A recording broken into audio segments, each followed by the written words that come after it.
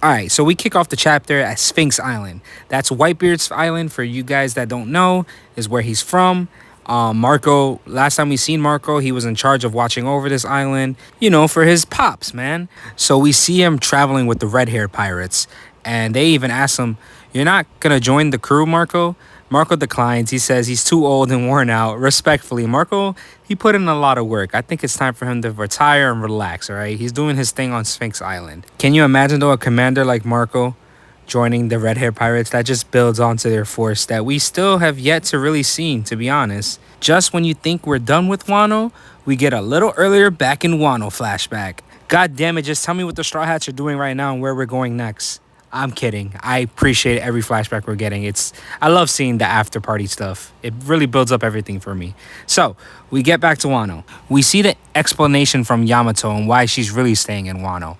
And as we know, Green Bull almost caused a lot of problems for Wano. And sure, the Straw Hats were there just in case to step in.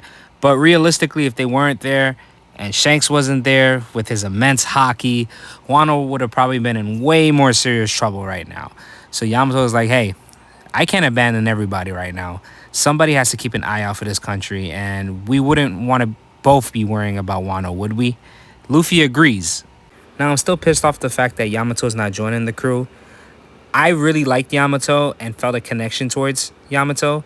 I thought that Yamato's a cool character. Along with that, let's be honest, Yamato has a ton of strength to offer the Straw Hats. But I understand your reasonings, Yamato, so hopefully we'll see you later in another war. Most likely we will see you. Alright, y'all ready for the really good stuff now? The really fucking shattering stuff that's going on? So we get back to Amazon Lily. As you guys remember, the last time we were on Amazon Lily, we saw the face-off with Kobe and Hancock. Hancock was about to get captured by the world government because the Shishibukai system is now disbanded. So they were going after all the warlords. Now we cut to Navy Vice Admiral Yamakaji, and he says to deploy the new pacifistas. I've been waiting for this. I'm not sure if this is a confirmation of the secret weapon they had called the SSG that they hinted a while back. I want to say so, but they named them the Seraphims. I think that's how you pronounce it. And they said they should be at the front lines right now. So before reading it, I'm like, what is this new weapon they're talking about? Like, I couldn't imagine what the fuck they would make, because in my head, I'm like, it can't be another pacifista. Why? How is a pacifista gonna be as strong as these motherfuckers? We already seen. But boy, was I fucking wrong. I did not imagine this. So you guys remember Margaret, right? One of the Kuja pirates? I forgot the other one's name. She's there too. But they say, who is that? I can't fight a child. Isn't that? And then it just cuts off because this child was wreaking havoc on the place. Now, I try to zoom in, and I can't really make out who it is, to be honest with you, but we see a child with wings and flames and shooting out like beams of light. I'm imagining it has the abilities of the pacifistas. Some people say it's Kizaru's light beams that they infused with their technology. I don't know if that's the case with this child, but I'll speak on that more later in the video. I'm just gonna keep going until we see the big reveal. So quick question, where do you guys think Blackbeard was before this chapter? Because the motherfucker Blackbeard is here right now, which made me go, whoa, Oda, you are cooking today, man.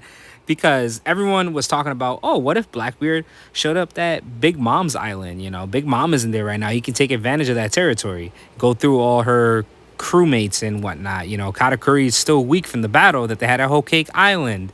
I heard a bunch of crazy things, but I didn't expect him to actually show up to Amazon Lily.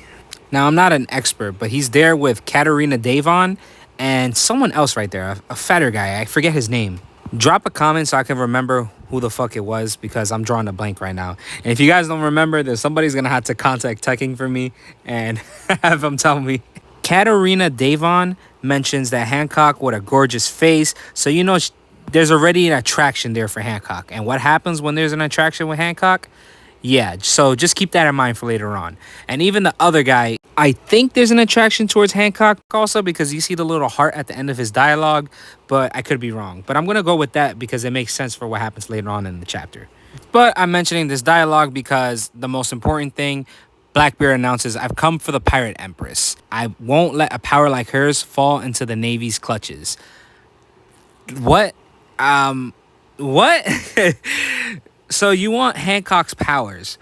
Again, dead wrong in anything that I theorized that Blackbeard might be getting in the future. But I never would have imagined that he would have said Hancock's devil fruit. But I think I might have an idea of what he might be doing with this devil fruit if you stick around long enough. Mind you, I'm not a guy who really does theories. I just watch, I react, I get hyped for shit. I'm terrible at theories, but I may have an idea in my head that if it works out, maybe you guys can form the pieces. I'm somewhat trying to form it right now. And maybe it might be true. Keep sticking around, we'll get to that. Blackbeard uses his Gura Gura no Mi powers and starts wrecking shit because he's like, hey, I'm not here for you small scrubs in the Marines, all right? I got my own reasonings for being here. So Hancock takes this with disrespect when Kobe says, Hancock, the Navy isn't looking for a fight. If you surrender yourself to us, I promise we'll leave immediately. Kobe is just trying to look for the most peaceful alternative, and I don't blame him. Now, you know Hancock's not playing with any of that shit. So she's like, hey, I'm never going to submit to another's captivity. Like, it's just not happening. You're wasting your breath. Don't even try it. So we know the only person that Hancock is ever letting her guard down for is Luffy. So she walks out like a badass. And I've been waiting for some badass Hancock moments. But before we see a continuation with her, Blackbeard starts hearing his men call out to him, asking him to save them because we got another monstrosity from the world government. And this one, look at it real carefully because my friend pointed it out and I said, holy fuck, you might be onto something. So why don't you guys just look at this sword real quick? Does this not look a little bit similar to Mihawk's sword Yoru with the way that it's shaped? We could be dead wrong, but that's what it looks like to me. And also, if you look at the eyes of this weapon, I'm going to say weapon right now, it looks pretty similar to Mihawk's eyes as well. So tell me why these little pacifistas starts running up on Blackbeard. At least one of them. They go right on Blackbeard. Blackbeard has to put his guard up with armament real quick. And he's like, yo, what the fuck is this? He had to put up a black hole right after that. Back to Hancock, she starts hitting everyone with slave arrows. She got everyone turning to stone. Even my boy Helmeppo, he's a victim, okay? He's stone right now. God damn it, Helmeppo. Garp trained you better than this. The Vice Admiral that I mentioned in the beginning is also turned to stone. And now we got the Pacifista. He starts being disobedient. Kobe has to tell them, you'll smash the people who's been turned to stone if you keep that up. So you need to stop that. And he's trying to give him orders, but he just doesn't seem compliant at all, which is a very bad thing, or it could be a very bad thing, because if they don't have these guys under control, they could end up being worse than Aka Inu when he has a bad day. Like when he went on a rampage and he killed all those people from Ohara. Things keep getting intense this chapter, because now in the next panel, we see Blackbeard has Hancock by the neck. Blackbeard, you're fucking up. The only man who can hold Hancock by the neck like that and have her enjoy it is Luffy. So you need to get him on the island. So something really cool, we're starting to see all these former warlords bounties slowly. Hancock is next. Hancock has a bounty of 1.659 billion berries. Along with that, we see the bounty for Blackbeard, 3.996 billion berries. Hancock is in a sticky situation. As you guys know, if Blackbeard has his hands on these devil fruit users with his devil fruit, he can cancel out their abilities, so she can't really do nothing right now. And he says that he had his eye on her power for a while. Ooh, this is having me think some crazy shit right now. So as they get deeper into the conversation, Hancock points out, if you kill me, all your little friends is going to remain statues forever. It doesn't matter if you take my fruit, you won't be able to release them unless it's me who undoes. What the fuck is an undoes? Who undoes the ability? All right, this is where the theorizing comes in now. So what purpose does Blackbeard need Boa Hancock's devil fruit? We know every devil fruit that he's been taking, he's been building up something slowly. We don't know his master plan yet, though. I really wish we had more clues to it, but we're going to try to piece together whatever.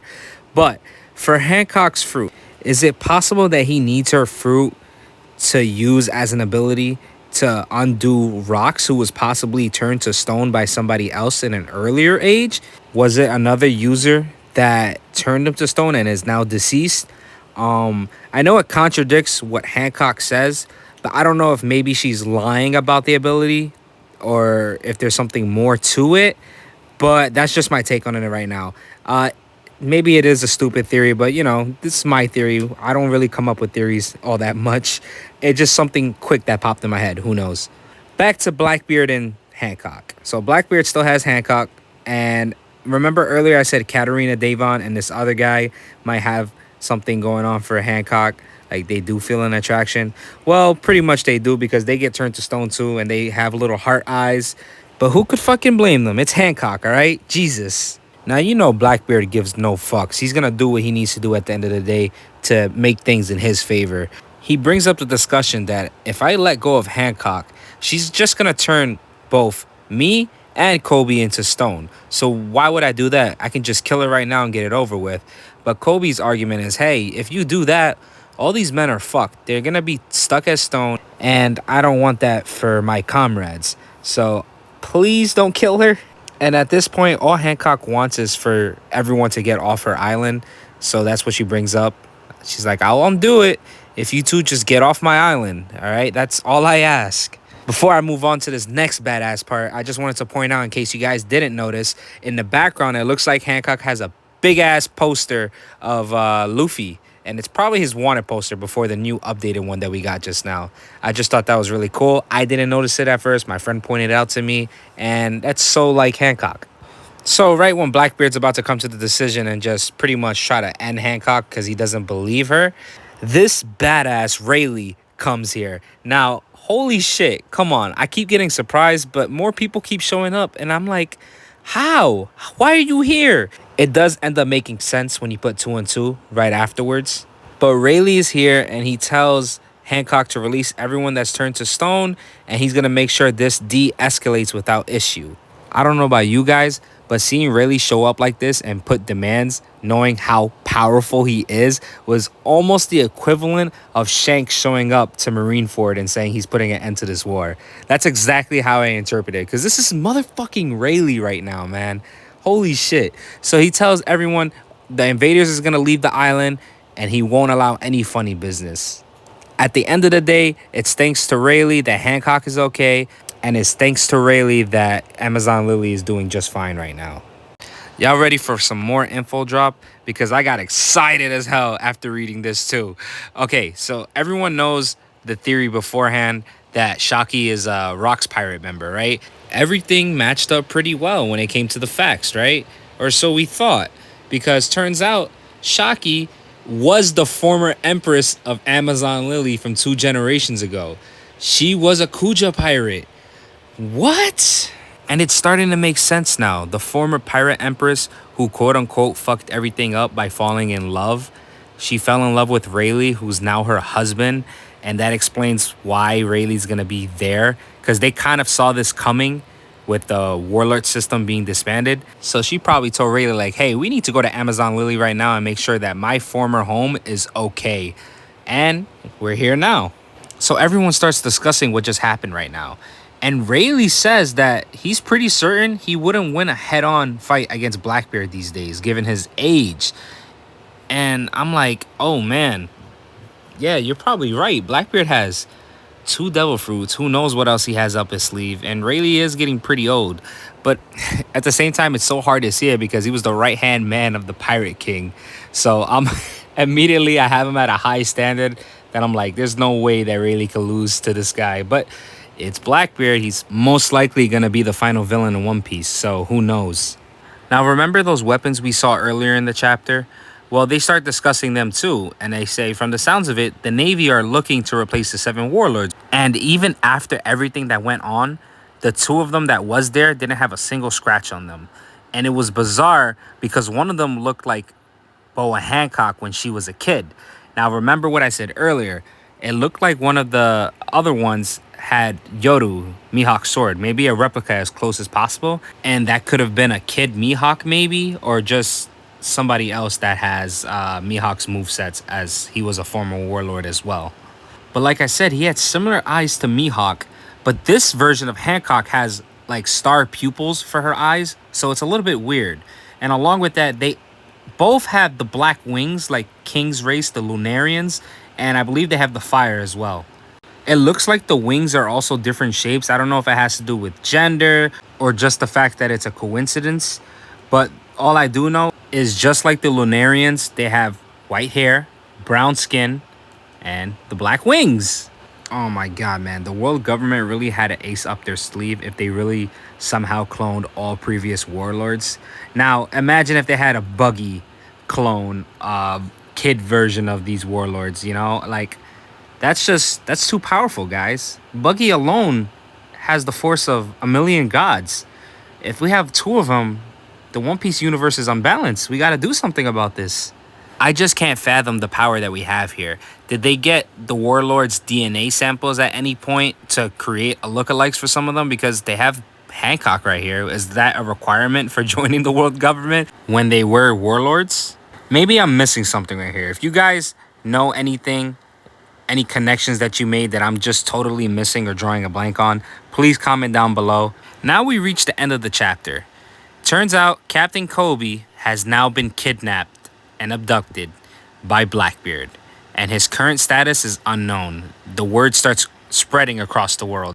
Now, what the fuck happened here? Rayleigh came in and it was supposed to be all peaceful, like as best as possible, I should say. So what's the point of Blackbeard taking Kobe? Did Kobe go willingly? Did he hear something and he's like, you know what, just take me? I don't know. Is he trying to draw out Luffy at this point and he knows that Kobe and Luffy has a connection and Luffy might come after him? But I don't see why he would, because Kobe is a Marine. He's got his own shit to deal with.